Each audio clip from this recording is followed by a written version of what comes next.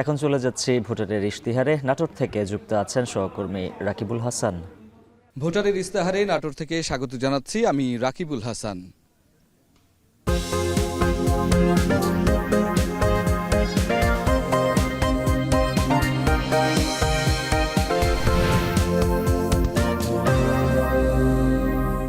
নবাবী সময় থেকেই নাটোর অত্যন্ত সমৃদ্ধ একটি অঞ্চল। ভৌগোলিকভাবে তার অবস্থান এবং এর যে প্রাকৃতিক সম্পদ তাতে নাটোরকে এগিয়ে রেখেছে অনেক জেলা থেকেই। আমরা আজ সারাদিন ঘুরেছি নাটোর জেলা জুড়ে যে 4টি সংসদীয় আসন আছে সেখানে। আজকে আমরা এখানে সেই সংসদীয় আসনগুলোতে নানা ধরনের যেমন ভোটারদের থেকে ইশতেহারের গল্প শুনেছি, একই সাথে এখানকার মানুষের চাহিদার কথাও শুনেছি, কিন্তু কোথাও আমরা দেখিনি সুষম বন্টন হয়েছে উন্নয়নের। Amrapali fruit syrup, real magic in every drop. কোথাও রাস্তাঘাটের চাহিদা আছে, কোথাও আছে হাসপাতালের চাহিদা। কিভাবে ত্রয়োদশ জাতীয় সংসদ নির্বাচনে আগামীর যারা প্রার্থী তারা মেটাবেন ভোটারদের এই ইশতেহারের চাহিদাগুলো, তা শুনবো আজকে। প্রথমেই পরিচয় করিয়ে দিতে চাই আমাদের সাথে যারা আজকে কথা বলার জন্য উপস্থিত হয়েছেন এই জেলার এই রাজনীতির শীর্ষ নেতারা। শুরুতেই আমার ডান দিকে যিনি আছেন পরিচয় করিয়ে দিতে চাই আসাদুজ্জামান আসাদ, বিএনপির সদস্য সচিব নাটোর জেলা। এবং আমার বাঁ পাশে আছে ডক্টর মীর নুরুল ইসলাম, আমির, নাটোর জেলা জামায়াত। এবং আমার ডান পাশে আছে হাফিজুর রহমান, সিনিয়র যুগ্ম সদস্য সচিব, এনসিপি। এবং আমার বাঁ পাশে যিনি আছেন তিনি অ্যাডভোকেট খগেন্দ্রনাথ, সুজনের সভাপতি। আমরা শুরুতেই আসলে যেই কথাটি আসলে বলতে চাই যে আমাদের সাথে যারা আছেন তারা আসলে কিভাবে ইশতেহার সাজাচ্ছেন। শুরুতেই আসাদুজ্জামান, আপনার কাছ থেকে একটু জানতে চাই যে আপনারা এর আগেও আসলে ক্ষমতায় ছিলেন, আপনারা জানেন এই এখানকার মানুষের সাথে আপনারা রাজনীতি করেন, এখানকার মানুষের আসলে কথা শোনেন। আগামীতে আপনাদের দল থেকে যিনি মনোনীত হয়েছেন, প্রার্থী হয়েছেন, তিনি আসলে কিভাবে এই এলাকার মানুষের যে ইশতেহার সেটিকে আসলে সাজাচ্ছেন একটু যদি আমাদেরকে বলতেন। বিসমিল্লাহির রহমানুর রাহিম। আমি প্রথমেই আমাদের সাবেক প্রধানমন্ত্রী, আমাদের দলের চেয়ারপারসন, 3 বারের নির্বাচিত প্রধানমন্ত্রী, গণতন্ত্রের মা বেগম খালেদা জিয়ার মৃত্যুতে গভীর শোক প্রকাশ করছি এবং তার বিধি আত্মার মাগফিরাত কামনা করছি। মহান আল্লাহ পাক যেন তাকে জান্নাতুল ফেরদৌস নসিব করেন এই কামনা করে, পাশাপাশি এখন টিভির সকল কলা কৌশলীকে আমার প্রিয় দল বাংলাদেশ জাতীয়তাবাদী দল বিএনপির পক্ষ থেকে জানাই আন্তরিক শুভেচ্ছা ও অভিনন্দন। সেই সাথে বনলতা সেনের নাটোর, কাঁচাগোল্লার নাটোরের পক্ষ থেকে আপনাদেরকে জানাই আন্তরিক শুভেচ্ছা ও অভিনন্দন। আপনি যে প্রশ্ন করেছেন তার উত্তরে বলতে চাই, 1991 থেকে 96 এবং 2001 থেকে 2006 আমরা ক্ষমতায় ছিলাম। সেই সময় আমাদের আজকে যিনি প্রার্থী অ্যাডভোকেট এম রুহুল কুদ্দুস তালুকদার দুলু সাহেব, তিনি নির্বাচিত জনপ্রতিনিধি হিসাবে এই নাটোর 2 আসন অলঙ্কিত করেছেন। আপনারা জানবেন, আপনারা আজকে সারাদিন ভোটের মাঠে ছিলেন, আপনারা তথ্য নিয়েছেন। মূলত নাটোরের উন্নয়ন বলতে দুলু সাহেবের যখন উনি উপমন্ত্রী ছিলেন এবং সেই সময় বিএনপি যখন ক্ষমতায় ছিল, সেই সময় নাটোরের ব্যাপক রাস্তাঘাট, বিদ্যুৎ, স্বাস্থ্য, শিক্ষা সবকিছুর উন্নয়ন হয়েছে। ত্রয়োদশ জাতীয় সংসদ নির্বাচন যেটি আসন্ন, সেখানে আপনাদের আসলে ইশতেহারগুলো কি হবে? আমি সেটাতেই যাচ্ছিলাম যে আসলে আমরা যে উন্নয়নের ধারাবাহিকতার মধ্যে ছিলাম সেই ধারাবাহিকতাকেই আমরা এগিয়ে নিতে চাই। আপনারা দেখেছেন আমাদের প্রিয় নেতা, যাকে ঘিরে আমাদের আগামী রাজনীতি, জনাব তারেক রহমান, আমাদের দলের সম্ভাব্য, যদি মহান আল্লাহ পাকের ইচ্ছায় আমাদের দল ক্ষমতায় যায়, তিনি প্রধানমন্ত্রী হয়তো হবেন। উনি 31 দফা দিয়েছেন, পাশাপাশি 31 দফা আপনারা জানেন বেগম খালেদা জিয়ার ভিশন 2030 এবং শহীদ রাষ্ট্রপতি জিয়াউর রহমানের 19 দফার সংমিশ্রণে আমরা বুঝতে পেরেছি আপনাদের সেই 31 দফা আসলে সাধারণ মানুষও জানে, দর্শকরাও জানে। আমরা একটু নুরুল ইসলাম আপনার কাছ থেকে জানতে চাই যে জামাত আসলে দীর্ঘদিন আসলে একটু বাইরে ছিল, সরাসরি রাজনীতি করতে পারেনি। এখন আপনারা মানুষের কাছে আছেন, মানুষের এই ইশতেহার কিভাবে চিন্তা করছেন? আপনাদের প্রার্থী আগামীতে আসলে কোন ধরনের ইশতেহারগুলোকে নিয়ে আসবে নাটোরের জন্য? ধন্যবাদ এখন টিভিকে, সাথে সাথে নাটোরের পক্ষ থেকে সকল দর্শক শ্রোতাকে ধন্যবাদ জানাই। আমরা বাংলাদেশ জামাত ইসলামী দীর্ঘ সময় শোষণ, বঞ্চনা এবং নির্যাতনের শিকার ছিল। জেলুম, ফাঁসি সব মোকাবেলা করেই এদেশে বসবাস করেই এদেশের মানুষকে ভালোবেসে আমরা দেশকে সাজাতে চাই। বাংলাদেশের মধ্যে নাটোর জেলা অত্যন্ত একটা গুরুত্বপূর্ণ জেলা। এই জেলাকে উন্নয়নের জন্য শিক্ষা, স্বাস্থ্য এবং কর্মসংস্থান তৈরি আমাদের মূল কাঠামো। আমরা একটা বৈষম্যহীন, একটি মানবিক, একটি কল্যাণকামী, একটি ক্ষুধামুক্ত একটি বাংলাদেশ গড়ে তুলতে চাই। সেই জন্যই আমাদের বক্তব্য হচ্ছে বাংলাদেশকে সবাইকে নিয়ে আমরা একসাথে চলনীতি অবলম্বন করে বাংলাদেশকে সুন্দর একটা বাংলাদেশ গড়তে চাই, যেখানে একটি সুন্দর বাংলাদেশ হবে সবাইকে নিয়ে। যে সকল দলের মানুষকে নিয়ে আমির জামাত মানবতার ফেরিওয়ালা ডাক্তার শফিকুর রহমান বলেছেন যে আমরা সবাইকে নিয়ে আমরা একটা জাতীয় সরকার, যদি জামাত 200 সিটও পায় তাহলেও জামাত একসাথে সবাইকে নিয়ে একটা জাতীয় জনাব সরকার নুরুল গঠনের ইসলাম, মাধ্যমে আমরা তো এটা দেশ আসলে চালাতে চাই। জাতীয়ভাবে শুনছি, কিন্তু যদি শুধু নাটোরের কথা বলেন তাহলে নাটোরের যে জনমানুষ আছে তাদের আসলে কি চাহিদা, আপনারা কি সেটি নিরূপণ করেছেন কিনা? আমরা আবারও ধন্যবাদ আপনাকে। আমরা যেটা চাই, নাটোর একটা প্রাচীন শহর। কলকাতা যখন গ্রাম ছিল তখন নাটোর ছিল শহর। সেই নাটোর পিছিয়ে আছে। এখানে বিশ্ববিদ্যালয় নাই, মেডিকেল কলেজ নাই, গুরুত্বপূর্ণ শিক্ষা প্রতিষ্ঠান নাই। আমরা নাটোরকে একটি বিশ্ববিদ্যালয়, একটা মেডিকেল কলেজ এবং কর্মসংস্থানের মাধ্যমে আমরা এই পিছিয়ে পড়া নাটোরকে সামনের দিকে এগিয়ে নিয়ে যেতে চাই। আচ্ছা, অসংখ্য ধন্যবাদ। আমরা বুঝতে পেরেছি। হাফিজুর রহমান, এনসিপি, আপনার কাছ থেকে একটু জানতে চাইবো যে আমরা তো এই 24-এর গণ আন্দোলনে আসলে দেখেছি আপনাদের অবস্থান, আপনারা খুব ন্যায্যতার একটি বাংলাদেশ আসলে প্রতিষ্ঠা করতে চান। সেই ক্ষেত্রে নাটোরকে নিয়ে কি আপনাদের কোনো চিন্তা আছে কিনা? আপনাদের এই যে ইস্তেহার, সেটি আসলে কেন্দ্র পর্যন্ত কিভাবে পৌঁছে দেবেন? আপনারা জামাতের সাথে এই নির্বাচনে আছেন, কিভাবে এটার বাস্তবায়ন ঘটাবেন? ধন্যবাদ। এখন টিভি সহ যারা এই মুহূর্তে এখন টিভির সামনে রয়েছেন এবং আমার সামনে যারা রয়েছেন নেতৃবৃন্দ, সবাইকে আন্তরিক মোবারকবাদ। দেখুন, বাংলাদেশের জন্মলগ্ন থেকে কিন্তু বৈষম্য থেকেই শুরু হয়েছে। 71-এ যে বৈষম্য কেন্দ্রিক কিন্তু বাংলাদেশের জন্ম, পরবর্তীতে আরও বৈষম্যকে কেন্দ্র করে 90-এর গণ অভ্যুত্থান, সর্বশেষ যে 24-এর গণ অভ্যুত্থানও কিন্তু বৈষম্যকে কেন্দ্র করেই। তো সেই বৈষম্যর বাইরে কিন্তু আমাদের নাটোর জেলাও ছিল না, যে এত দল মত এত কিছুর দরকার ছিল না। যদি আমাদের এই দেশে বৈষম্য দিয়ে শুরু না হতো, বৈষম্য যদি না থাকতো, তাহলে আমাদের আলাদা করে চিন্তা ভাবনা করতে হতো না। আপনি একটা কথা বলছেন যে আমরা জামাতের সাথে আমরা নির্বাচনে গিয়েছি, এমন না, বরং আমরা জামাতের সাথে নির্বাচন পর্যন্ত একটা আসন সমঝোতায় গিয়েছি। সেই ক্ষেত্রে আমাদেরও একটা দায়িত্ব আছে। যেহেতু আমরা জামাতের সাথে সমঝোতায় গিয়েছি, আমাদের নাটোরের যে জনশক্তি আছে, এই জনশক্তিকে এখনো পর্যন্ত কিন্তু আমরা টোটালি কাজে লাগাতে পারি নাই। যে কোনো দল যখনই নির্বাচনে জয়ী হয়ে এসেছে, তারা তাদের যেই পার্টির যে জনগণ কেন্দ্রিক যে সার্ভ করতো, তাদের পার্টির ছেলেপেলেকে চাকরি দিত। তা আমরা এই বৈষম্য থেকে ফিরে আসতে চাই। আমরা এখানে কোনো প্রকারের বৈষম্য রাখতে চাই না। আমরা মেধার ভিত্তিতে আমাদের এলাকার যে জনগণ আছে, এই জনগণকে জনশক্তি রহমান, আমরা বুঝতে পেরেছি। আমরা একটু অ্যাডভোকেট খগেন্দ্রনাথ, আপনার কাছ থেকে একটু জানতে চাই যে আসলে নাটোরের প্রয়োজন আসলে কি, এবং আগামী যে 13শ জাতীয় সংসদ নির্বাচন হতে যাচ্ছে, সেখানে আসলে নেতারা কোন বিষয়গুলোকে সামনে আনা উচিত? ধন্যবাদ আপনাকে খুব একটি সুন্দর প্রশ্নের জন্য। আসলে একটি প্রাসঙ্গিক সময়ে আপনাদের এই আয়োজনটি, তার জন্য ধন্যবাদ এখন টিভিকে। আমরা যেখানে বসে আছি সেটা একটি ঐতিহাসিক জায়গা। এই প্রেক্ষাপট সম্পর্কে আমাদের জামাত নেতাও বলেছেন যে যখন রাজশাহীর জন্ম হয়নি, কলকাতায় একটি গ্রাম ছিল মাত্র, সে সময় ঢাকা, কৃষ্ণনগর, নাটোর এবং মুর্শিদাবাদ সমকক্ষ একটি স্পৃহণীয় নগরী ছিল। সেই নগরী আজকের যে মুহ্যমান অবস্থা, সে থেকে উদ্ধার করা প্রথম দরকার। এটাকে একটি প্রত্নতাত্ত্বিক এলাকা এবং পর্যটন কেন্দ্র হিসেবে গড়ে তোলা দরকার, যেটি গোটা দেশেরই উন্নয়নের জন্য কর্মকাণ্ডের একটি বিষয় হতে পারে।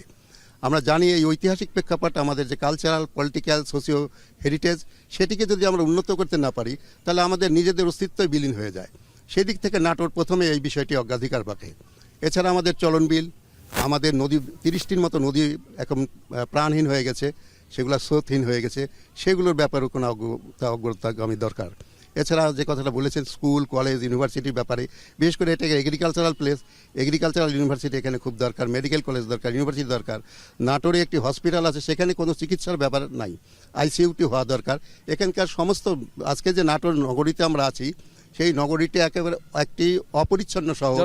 এখানকার পৌর, আমরা আমাদের আরো সুযোগ আসবে এটা নিয়ে কথা বলার।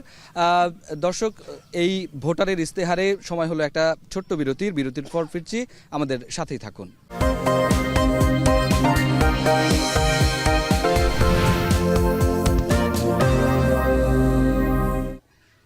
বিরতির পর আবারও স্বাগত জানাচ্ছি আপনাদের। আপনারা দেখছেন ভোটারের ইস্তেহার। আজকে আমরা কথা বলছি নাটোরের ইস্তেহার নিয়ে। দর্শক, আপনারা জানেন যে নাটোর অত্যন্ত সমৃদ্ধ একটি জায়গা এবং এখানকার জেলার যে শীর্ষ রাজনৈতিক নেতারা তারা বলছিলেন যে তাদের ইস্তেহার এবং তাদের পরিকল্পনার কথাই নাটোর নিয়ে। আমরা একটু এবারে জানতে চাই আমাদের সাথে উপস্থিত তরুণ, যুবক সহ বিভিন্ন পেশাজীবী মানুষ যারা আছেন তাদের কাছ থেকে যে নাটোর নিয়ে তারা কি চিন্তা করছেন এবং এই যে রাজনৈতিক দলরা আছে তারা আসলে কিভাবে চিন্তা করছে। একটু আমাদের সাথে একজন শিক্ষক আছেন, আমরা একটু জানতে চাই আপনার কাছে যে এই যে নাটোর, সেই নাটোরকে আসলে এগিয়ে নিতে গেলে আসলে আরও কি প্রয়োজন বা যে ইস্তেহারগুলোর কথা বলা হচ্ছে সেগুলোর বাস্তবায়ন কিভাবে হওয়া উচিত? ধন্যবাদ এখন টিভিকে। আমি বলতে চাই নাটোর চলন বিরুদ্ধ এলাকা। এই এলাকায় বহু কিছু এখন আমাদের প্রয়োজন। নাটোর অনেক কিছুই নাই, যদিও এটা খুব পুরাতন শহর এবং ঐতিহাসিক শহর। এখানে যেমন একটা কৃষি বিশ্ববিদ্যালয় অবশ্যই প্রয়োজন, ভালো স্বাস্থ্য সেবার জন্য একটা ভালো হসপিটাল, রাস্তাঘাট, আরও অবকাঠামো উন্নয়ন এখানে অনেক প্রয়োজন আছে। তা আমি যারা এই ইস্তেহার দিচ্ছেন তাদের কাছে আমার প্রশ্ন থাকবে, আপনারা কি আদৌ এগুলি বাস্তবায়ন করতে পারবেন? ধন্যবাদ স্যার আপনাকে। আমরা আসলে জানি যে নাটোর আসলে অনেক কিছু দিয়েই সমৃদ্ধ। তার মধ্যে সবচেয়ে বড় একটি বিষয় হচ্ছে এখানে চামড়ার শিল্পায়ন হতে পারে। এখানে আসলে উদ্বৃত্ত যে কৃষি সেটি দিয়ে আসলে শিল্পায়নের রূপ নিতে পারে। তরুণরা একটু কি ভাবছে সেই বিষয়টি একটু জানতে চাই। আমরা একটু জানবো, যদি আমাদের বলেন যে আগামীতে আসলে নাটোরকে কিভাবে দেখতে চান এবং এখানে যেই ইস্তেহারগুলোর কথা বলা হচ্ছে সেটির বাস্তবায়ন কিভাবে চান। প্রথমে ধন্যবাদ জানাচ্ছি এখন টিভিকে আমাকে আমার মন্তব্য প্রকাশ করার মতো জায়গা দেওয়ার জন্য। আচ্ছা, নাটোর খুব ছোট একটা শহর, আর স্যাররা যেহেতু কথা বলেছে তো আমি আসলে চাই স্যাররা যেটা বলছে এটাই যেন বাস্তবায়ন হয়। কারণ আমাদের নাটোর শহরে চিকিৎসা ব্যবস্থা যদি আমরা বলতে যাই, এটা নিয়ে আসলে বলার জায়গা নাই। কারণ আমাদের চিকিৎসা ব্যবস্থা খুবই খারাপ অবস্থায় রয়েছে। একটা নাটোর সদর হাসপাতাল রয়েছে যেখানে আসলে আমরা প্রপার ট্রিটমেন্টও পাই না, বা পরিবেশও দেখা যাচ্ছে যে সেমন একটা ভালো হয় না। এটা আই থিঙ্ক যারা যায় তারাই এটা সাফারটা করে। আর এছাড়া আমি একজন নারী হিসেবে বলতে চাচ্ছি, আমার নারী উদ্যোক্তাদের বিষয়টা আমি একটু চিন্তা ভাবনা করতে চাই, বা তারা কি তাদের দিক থেকে কোন সাপোর্টটা আমরা পাবো এটাও আমি জানতে চাই অবশ্যই তাদের কাছ থেকে। ধন্যবাদ আপনাকে। আমরা আরও একজনের কাছ থেকে একটু শুনতে চাই যে এই যে আগামী নাটোরকে নিয়ে আসলে কি ধরনের চিন্তা করছেন, একটু যদি বলতেন আমাদেরকে। আচ্ছা, আমরা একটু এখান থেকে শুনতে চাই। আপনারা আসলে আগামী নাটোরকে কিভাবে দেখতে চান? আপনাদের আসলে প্রত্যাশা কি নাটোরকে ঘিরে? অ্যাকচুয়ালি নাটোরকে ঘিরে ওই যে ময়না ভাই যেটা বললো যে নাটোরের যে জনসংখ্যা আছে এটাকে আমাদের জনশক্তিতে রূপান্তর করতে হবে। আর দ্বিতীয়ত কিছু ল্যাকিংস আমাদের আছে। আমি যদি বলি এটা আমাদের একটা প্রত্নতান্ত্রিক স্থানে আমরা রয়েছি, এই জায়গায় আমরা এটা নিয়ে অনেক বেশি কনসার্ন।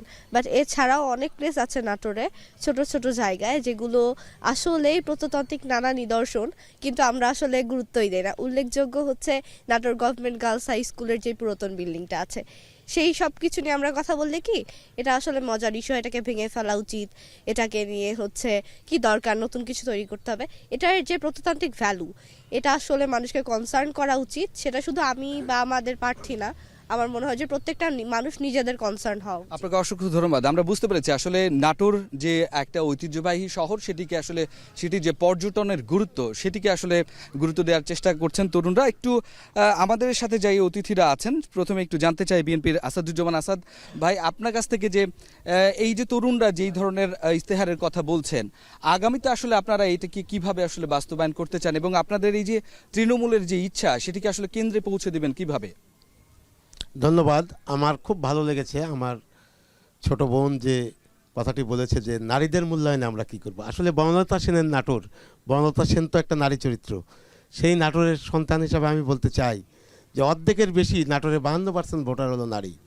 তাদেরকে বাইরে রেখে তাদেরকে উন্নয়নের শরিক না করে আমাদের পথ চলা কোনো অবস্থায় সম্ভব না। আমি ছোট্ট করে বলতে চাই, আপনারা ইতিমধ্যে জেনেছেন যে আমরা একটি ক্ষমতায় যদি বিএনপি যায় তাহলে আমরা একটা ফ্যামিলি কার্ড করবো, আর সেই ফ্যামিলি কার্ডটি হবে কর্ত্রীর নামে, গৃহের যে একটা সংসারে যিনি কর্ত্রী থাকবেন অর্থাৎ নারীর নামে। আমরা নারীদেরকে ক্ষমতার অংশীদার করার জন্যই ফ্যামিলি কার্ডটা করব নারীদের নামে, যেন নারীরা বৈষম্যের শিকার না হয়, নারীদের উপর যেমন আমরা বুঝতে পেরেছি। আমরা একটু নুরুল ইসলাম আপনার কাছ থেকে জানতে চাই আসলে জামাতের যে প্রার্থী আছে তাদের আসলে পরিকল্পনাগুলো কি? এই তৃণমূলের যে ইস্তেহারগুলো আসে আমরা সাধারণত দেখি কেন্দ্রে গিয়ে সেগুলো আসলে খুঁজে পাওয়া যায় না বা সেই উন্নয়নগুলো আসলে হয়নি। বিগত সময়েও আমরা সেটি লক্ষ্য করেছি। আপনারা কিভাবে বাস্তবায়ন করবেন? ধন্যবাদ আবার আপনাকে। দেশে যদি দুর্নীতি বন্ধ হয়ে যায়, সম্পদের যদি সঠিক ব্যবহার হয়, তাহলে বাংলাদেশকে আবার ওই উন্নত দেশ মালয়েশিয়ার মতো, সিঙ্গাপুরের মতো বাংলাদেশ গড়ে তোলা সম্ভব। আমাদের নেতৃবৃন্দ, আমাদের জাতীয় নেতৃবৃন্দ বিভিন্ন সময়ে যেভাবে দুর্নীতির দায়ে অভিযুক্ত হয়েছে, এ সমস্ত নেতৃবৃন্দ যদি দুর্নীতিমুক্ত হয়, তাহলে বাংলাদেশ একটি সোনার বাংলাদেশ গড়ে উঠবে। সেই জন্য মনে করি এই উন্নয়নের বাংলাদেশ এই গরিব দেশ নয়, গরিব করে রাখা হয়েছে। এই সুষম বন্টনের মাধ্যমে যদি ব্যবস্থা করা যায়, বাংলাদেশ মালয়েশিয়া সিঙ্গাপুরের মতো বাংলাদেশ হবে। আমরা মনে করি আমার নেতৃবৃন্দ যারা আছে, আমরা এই সম্পদ দিয়েই বাংলাদেশকে সুন্দর বাংলাদেশ গড়ে তোলা সম্ভব। নুরুল ইসলাম, ধন্যবাদ। আমরা একটু হাফিজুর রহমান আপনার থেকে একটু শুনবো যে আমাদের এখানে নাটোরে পর্যটন যেমন একটা সম্ভাবনা, আমাদের চামড়া শিল্প একটা সম্ভাবনা, এবং এখানে চিনিকল, কৃষিজ যে উৎপাদন সেটি দিয়ে বিকল্প পণ্য তৈরির শিল্পও গড়ে উঠতে পারে। এইগুলো নিয়ে আপনারা চিন্তা করেছেন কিনা, বা এই মতগুলো আসলে আপনারা কিভাবে সামনের দিকে নিয়ে আসবেন? ধন্যবাদ। আসলে আমাদের এই যে কথাগুলো বলছেন যে পর্যটন কেন্দ্র, কৃষিক্ষেত্রে বা আদার্স আরও যে শিল্প খাতগুলো তৈরি করা যায়, দেখুন এই শিল্প খাতের জন্য যেটা প্রথমে দরকার গ্যাস, এই গ্যাসটা কিন্তু এখনও পর্যন্ত আমাদের নাটোরে এখন পর্যন্ত বিগত যে স্বাধীনতার পরবর্তীতে 54 বছরে অনেক সরকার কিন্তু 12 বার আসছে গেছে, কিন্তু এইখানে কিন্তু এখন পর্যন্ত আমরা সেই গ্যাসটা কিন্তু আমরা পাই নাই। তো আমাদের নেক্সট টাইমে যদি আমরা যে জোটে আছি সমঝোতা জোটে, আমরা যদি সেখানে যাই সুযোগ পাই, তাহলে ইনশাল্লাহ এই নাটোরের গ্যাসের অবশ্যই গ্যাস এখানে আনা হবে, এবং গ্যাস আনার মাধ্যমে কিন্তু গ্যাস এখানে প্রতিস্থাপন করার মাধ্যমে কিন্তু শিল্প কারখানা। আমরা বুঝতে পেরেছি। আমরা একটু সুজনের থেকে জানতে চাইবো যে এই যে এত পরিকল্পনা, সেগুলোর বাস্তবায়ন আসলে কি সম্ভব কিনা, বা আগামী দিনে যারা নেতৃত্বে আসবেন তাদের কাছ থেকে কি প্রত্যাশা করছেন? আসলে প্রতিশ্রুতি দেওয়া খুব সহজ, কিন্তু প্রতিশ্রুতি প্রতিপালন করা কতটা ইচ্ছা থাকে, কতটা আন্তরিকতা থাকে, সেটাই প্রধান কথা। আমরা প্রায়শই লক্ষ্য করি অনেক প্রতিশ্রুতি দিয়ে থাকেন নেতারা। আমাদের এবারে আসলে বৈষম্যহীন অবস্থায় আমরা চাই এখানে এমন একটি সংস্কার হোক চিন্তা চেতনার, যাতে করে প্রতিশ্রুতিগুলো প্রতিশ্রুতিবদ্ধ হয়ে বাস্তবায়িত হতে পারে। আমরা চাই আগামীতে যারা নেতৃস্থানীয় ব্যক্তিরা নেতা হিসেবে তৈরি হবেন, এমপি হবেন, তাদের কাছে আমাদের আশা প্রত্যাশা যে তারা অবশ্যই প্রতিশ্রুতিগুলো যেন বাস্তবায়ন করেন। আমাদের নাটোরের সাহিত্য সংস্কৃতি টেলিভিশন সেন্টার রয়েছে, শিল্পকলা একাডেমি রয়েছে, এগুলো একেবারে এখন বন্ধ অবস্থায় রয়েছে। এগুলো যদি বহির্মান না হয়ে যায়, এগুলো যেন অবশ্যই একেবারে প্রবাহমান থাকে, সেই বিষয়ে আমরা তাদের কাছে আশা করছি।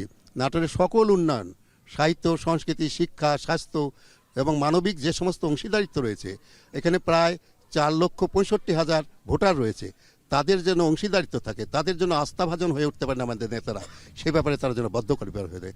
এর আগে আমরা এটা পাইনি, আমরা চাই এবারে এটাকে অবশ্যই সমুন্নত করবেন তাদের প্রতিশ্রুতিকে।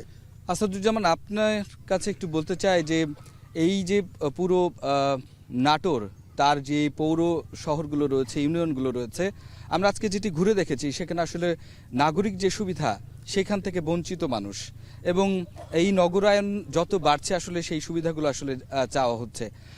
আপনারা যদি আসেন, এই নাগরিক সুবিধাগুলো বাড়াবেন কিভাবে, এবং পথঘাট, অভ্যন্তরীণ রাস্তা এছাড়া উন্নয়নগুলো কিভাবে? ধন্যবাদ আপনাকে। আমরা যদি ক্ষমতায় আসি, তাহলে এই নাটোরের উন্নয়নের জন্য প্রথমত আমরা আমাদের যে পরিকল্পনা রয়েছে, রাস্তাঘাট, অবকাঠামোর উন্নয়ন ব্যাপকভাবে ইনশাল্লাহ আমরা করব। শিক্ষা খাতে আমরা উন্নয়ন করব, আমাদের ছেলেমেয়েরা যেন সুশিক্ষিত হতে পারে। পাশাপাশি আমাদের যারা লেখাপড়া শেষ করেছে এবং বেকার যুবকরা রয়েছে, আমাদের যে জনশক্তি রয়েছে, তাদেরকে নাটোরে একটি ট্রেনিং সেন্টার করে দক্ষ শ্রমিক আমরা তাদেরকে বানিয়ে যেন দেশের বাইরে তাদেরকে পাঠাতে পারি, আমাদের রেমিটেন্সে যেন তারা ভূমিকা রাখতে পারে, এবং তারা যেন সত্যিকার অর্থে কর্মসংস্থান পায়, সেই জন্য যা যা করণীয় আমরা করব। এবং শিক্ষা ব্যবস্থাকে ইনশাল্লাহ আমরা ঢেলে সাজাবো, আর সবার আগে দুর্নীতিমুক্ত আমরা হব, এটা আমাদের প্রতিশ্রুতি। আমাদের চেয়ারম্যান জনাব তারেক রহমান বলে দিয়েছেন, দুর্নীতি মুক্ত দেশ গড়া হলো আমাদের সামনে সবচেয়ে বড় চ্যালেঞ্জ। আর এই চ্যালেঞ্জে আমরা এই বৈষম্য বিরোধী যে ভাই বোনেরা আজকে বুকের রক্ত দিয়ে আমাদেরকে নতুন স্বাধীনতার লাল সূর্য এনেছে, তাদেরকে সঙ্গে নিয়ে ধন্যবাদ আমরা একটি আপনাকে। বৈষম্যমুক্ত দেশ আজকে করতে যারা চাই। আপনারা আমাদের সাথে উপস্থিত হয়েছিলেন এই পাশে এবং আমাদের দর্শক সারিতে সকলকে অসংখ্য ধন্যবাদ জানাচ্ছি। আপনারা দেখছিলেন আসলে ভোটের ইস্তেহার। আজকে নাটোরের ইস্তেহার নিয়ে আমরা কথা বলছিলাম এবং এইখানে যে সমস্ত ইস্তেহারগুলো উঠে এসেছে সেগুলো আগামীতে যারা প্রার্থী হবেন, যারা সংসদে যাবেন, তারা নিশ্চয়ই এটির প্রতিপালন করবেন এবং বাস্তবায়ন করবেন, এমনটাই প্রত্যাশা এই নাটোরের ভোটারদের। আগামীকাল আবারও হচ্ছে ভোটারের ইস্তেহার নিয়ে দেখবেন আপনারা আমাদেরকে। সে পর্যন্ত ভালো থাকবেন, সুস্থ থাকবেন।